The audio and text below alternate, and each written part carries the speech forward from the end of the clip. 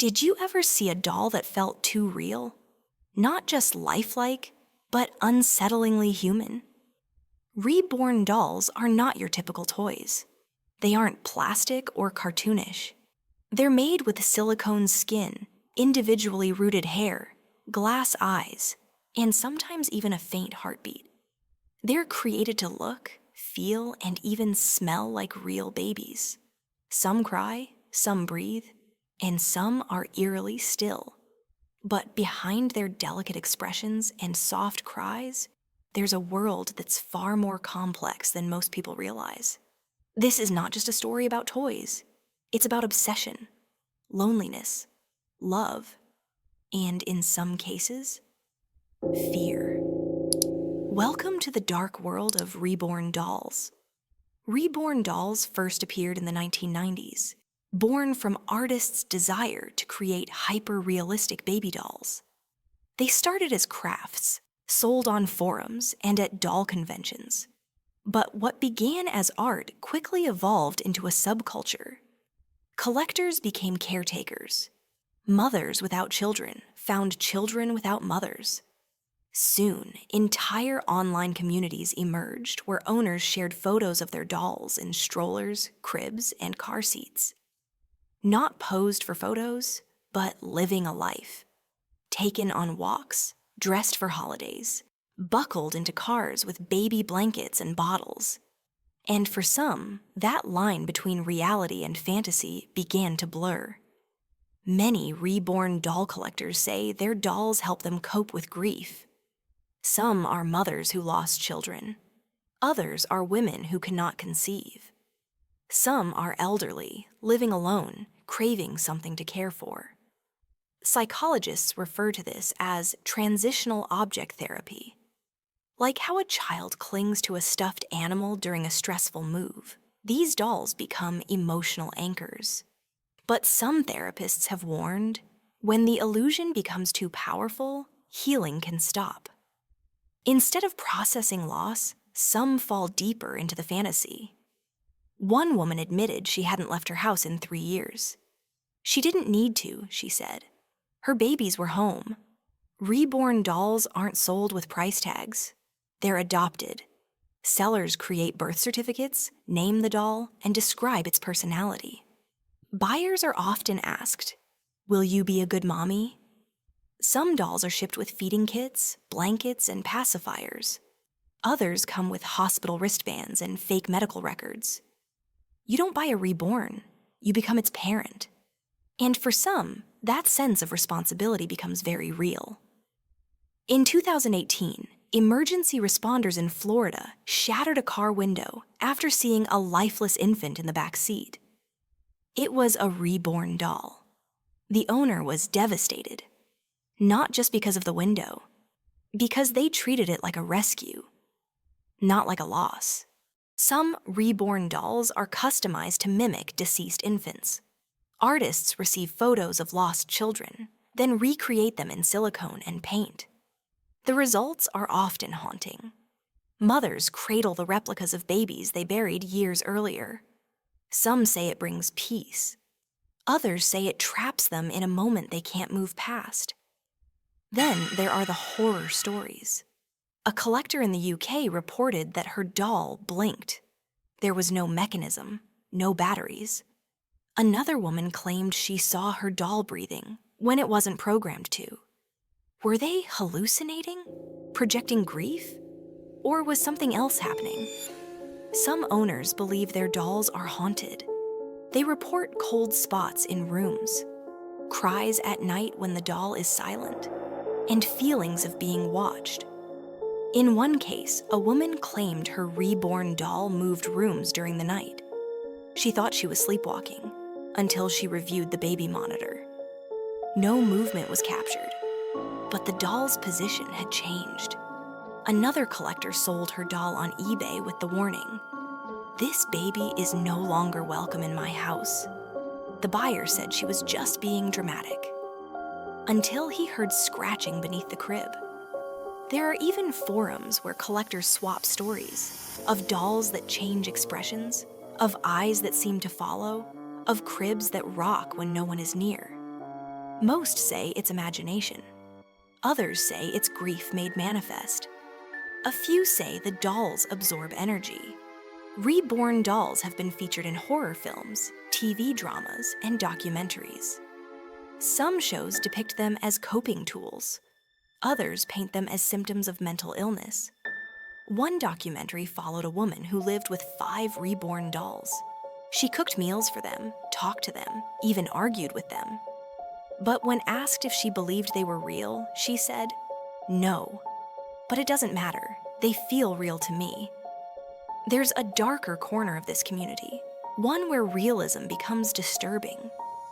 Some reborn dolls are made to mimic premature infants. Others are breathing dolls that simulate sleep apnea. And then there are the birthing experience dolls. Hyper-realistic babies sold with silicone wombs, umbilical cords, and simulated delivery kits. Videos of women giving birth to these dolls have gone viral and sparked outrage. Critics call it grotesque. Collectors say it's healing.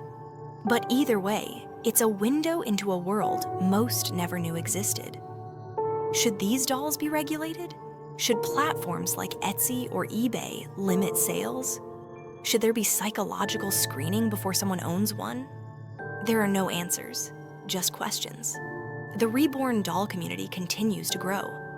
So do the mysteries. Is this art? Is it therapy? Or something else? Something we don't fully understand? But the world of reborn dolls goes even deeper.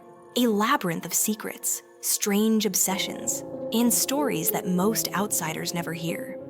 There are hidden forums where only the most devoted collectors gather. Memberships are sometimes sold or traded, with strict rules about who can enter. In these virtual spaces, reborn dolls are not just displayed, they're given stories, complex backstories, even fictional medical histories that span years. Some owners invent entire families, with siblings, grandparents, and family dramas, all played out with lifelike dolls. In these private groups, there are rituals, virtual baby showers, adoption ceremonies over video calls, even digital memorials for dolls that are retired or lost. Some collectors confess to spending thousands, not just on dolls, but on custom nurseries, wardrobes, and miniature accessories. For a few, the line between hobby and hidden life becomes almost impossible to see. But not every story ends in comfort. There have been bitter feuds between collectors, accusations of doll theft, sabotaged online auctions, and even kidnapping threats, where a rival claims to have stolen a prized doll and demands a digital ransom. In 2019, one online feud ended when a collector's personal details were leaked, leading to harassment and real-world anxiety. Families, too, have been pulled into this world. Spouses sometimes grow resentful of the time and money poured into the hobby. There are stories of marriages strained, children feeling replaced, and parents worried about how deep their loved one's obsession has grown. In rare cases, families have staged interventions, treating the obsession with reborn dolls almost like an addiction. Yet, for others, reborn dolls have brought hope. Some families embrace the hobby together, creating elaborate role plays that strengthen their bonds. There are stories of siblings collaborating to craft clothes or build tiny cribs, of parents and children hosting tea parties for their lifelike babies. For a few, the dolls become symbols of resilience, tools to cope with trauma or illness. But the culture has not gone unnoticed by the outside world. Social media platforms have been flooded with reaction videos, some mocking, some genuinely curious. A handful of influencers have turned reborn, collecting into content, sharing a day-in-the-life vlogs with their dolls. These videos can attract millions of views, fueling fascination and controversy alike.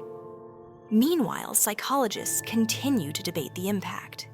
Some argue that role play and fantasy can be powerful tools for healing, allowing people to rewrite painful stories in safe, imaginary worlds. Others warn that total immersion can deepen wounds or foster isolation, especially when the fantasy becomes more real than reality. There have also been scandals. In recent years, reports surfaced of counterfeit reborn dolls, cheap imitations made in overseas factories, sold online as the work of independent artists.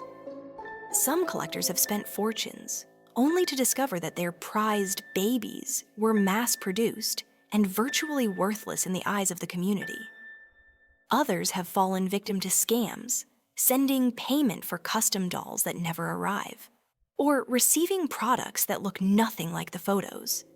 Yet, despite all this, the drama, the scandals, the heartbreak, the community persists. For every story of loss or obsession, there's another of healing, friendship, and the strange comfort these dolls can bring. As technology advances, the world of reborn dolls is changing too. New prototypes feature artificial intelligence, sensors that respond to touch and sound, and mechanisms that simulate breathing, heartbeat, even sleep cycles. Some experts warn that the line between doll and android is rapidly blurring, and that the next generation of reborn dolls may be even more unsettling and more lifelike than anything we've seen before. What does it mean when a doll can hold your gaze, respond to your voice, or warm your arms with lifelike skin? Is this comfort, or are we inviting something uncanny into our homes? The future of reborn dolls is shrouded in as much mystery as their past. And as the world grows ever stranger, these silent, perfect infants wait in their cribs, half art, half therapy, half something else. Maybe we're not just telling stories about dolls. Maybe in their glassy eyes, we're catching a reflection of ourselves. We live in a world where reality is increasingly customizable, where comfort comes in many forms, and where the line between real and unreal is paper thin. Reborn dolls sit exactly on that edge. Not alive, not fake, something in between. And in the quiet, dimly lit nurseries where they sleep. Maybe they aren't the only ones watching. If you enjoyed this video, leave a comment below. Would you ever own a reborn doll? Why or why not? Subscribe to Curioso por Dentro for more real-life mysteries that will give you chills. Until the next one.